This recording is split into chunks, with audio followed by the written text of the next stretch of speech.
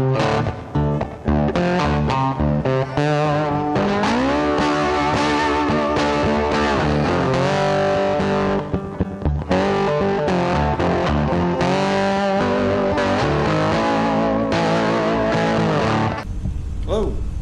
glad you made it back. I'm here at the shop on a Saturday trying to get caught up on a job for Monday, and I'm wrapping return duct. We're using an R-8 insulation and an 18-inch round, and I just happened to think that this would probably be a good opportunity to show you guys how I wrap, how I insulate duct. Let's get started. Alright, the first thing we do is we put our round duct together, we lock it in place, shoot a couple of screws in there to hold it in place, and then we seal it with some duct tape. To wrap 18-inch,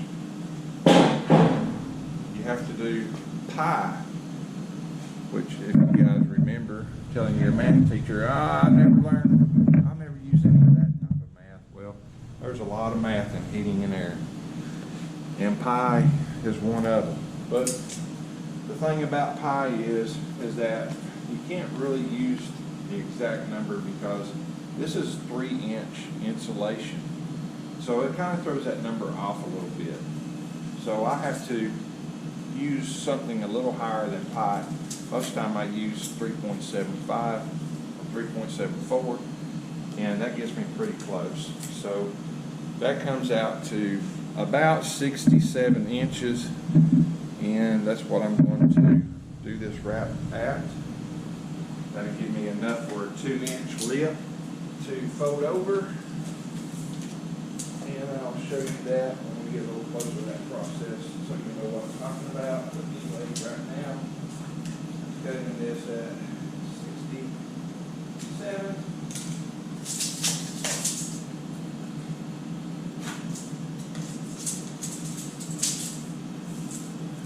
Do the same thing over here.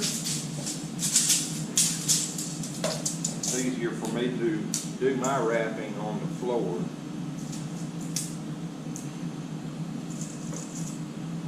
than on the table.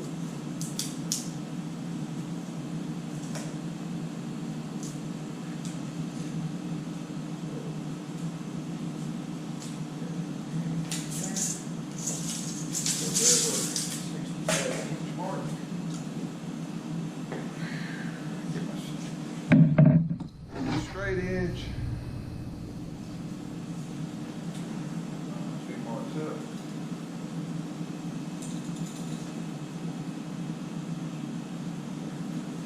So,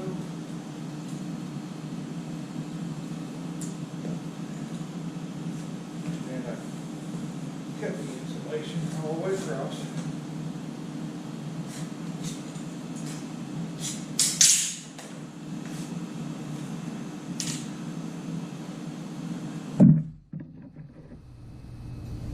Scissors. I finished the cut with the scissors. The knife wouldn't go through because this has string in it.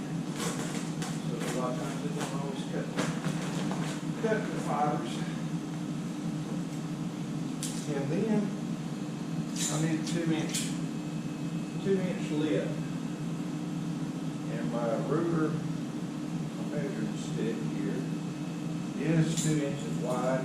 So I just line that up on the edge. All I want to do here is just cut the insulation. I don't want to cut all the way through because I need the backing for my lip, for my fold over. So I'll just pull all this out.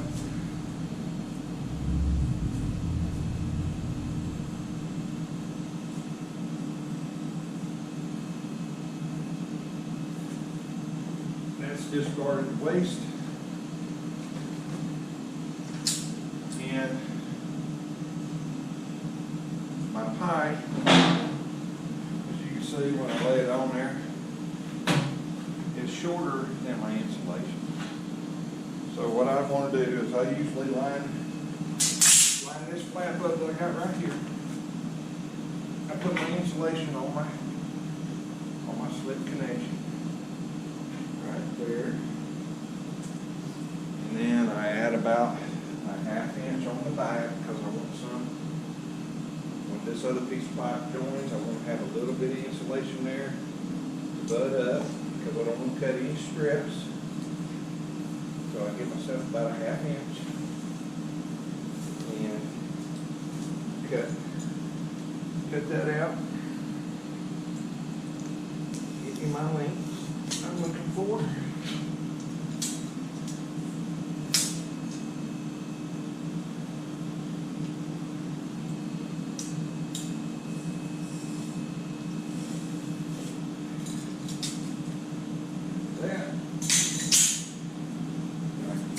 Cut with my scissors.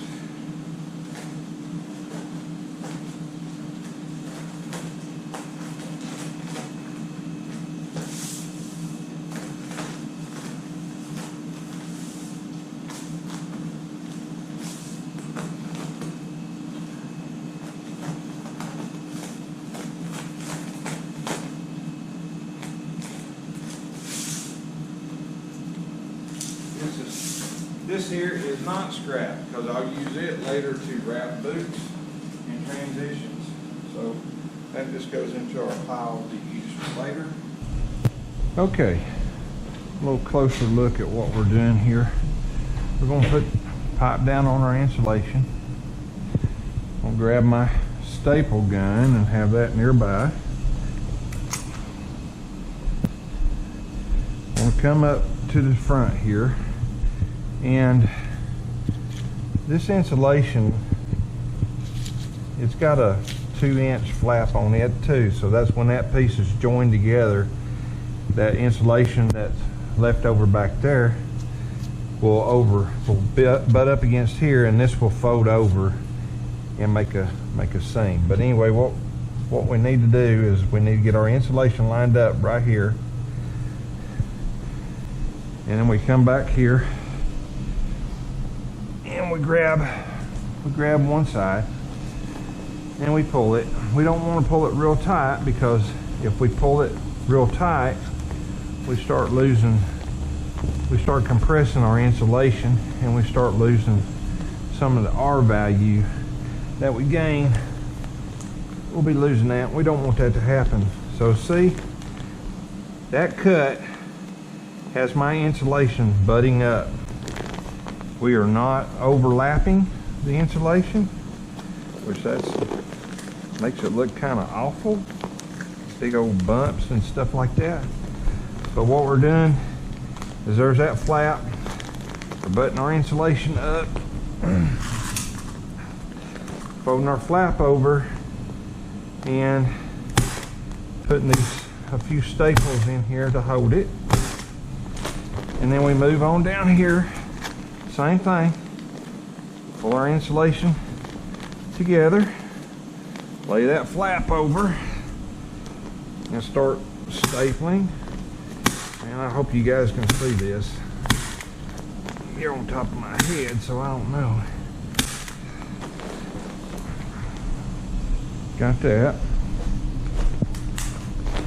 And the other right here, we're butted together.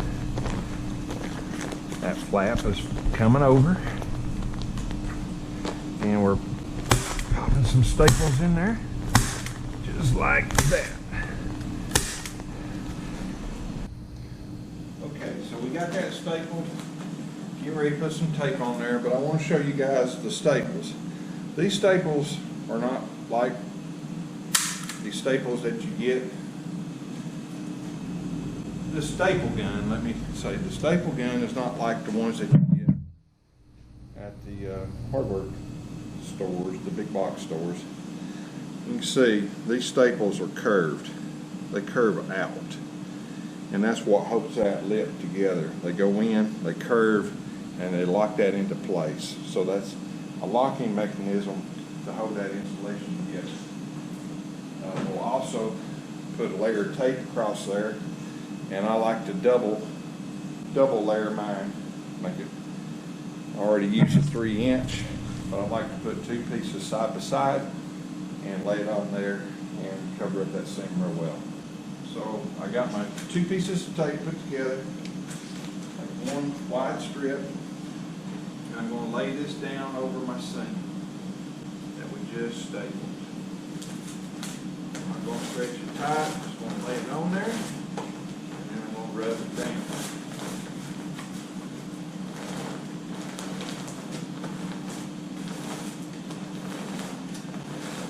I like this kind of tape because it hides the seams. It looks just like the back of this insulation. When this gets out on the jobs, the guys have mastic. They'll mastic that down, and that'll give it an extra seal on that. Then I like to finish out by rolling this down. That'll be a prep for the next piece.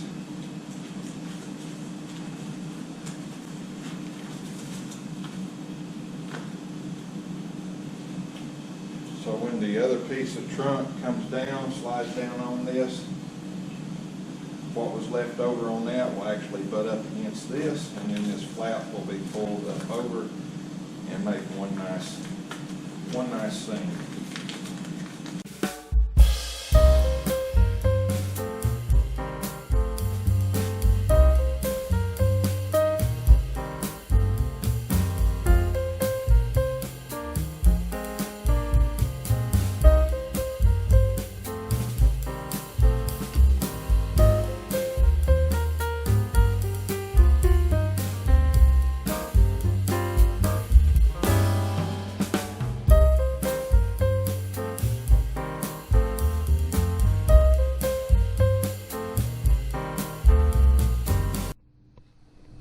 Alright guys, I hope you enjoyed this video. I enjoyed making it for you.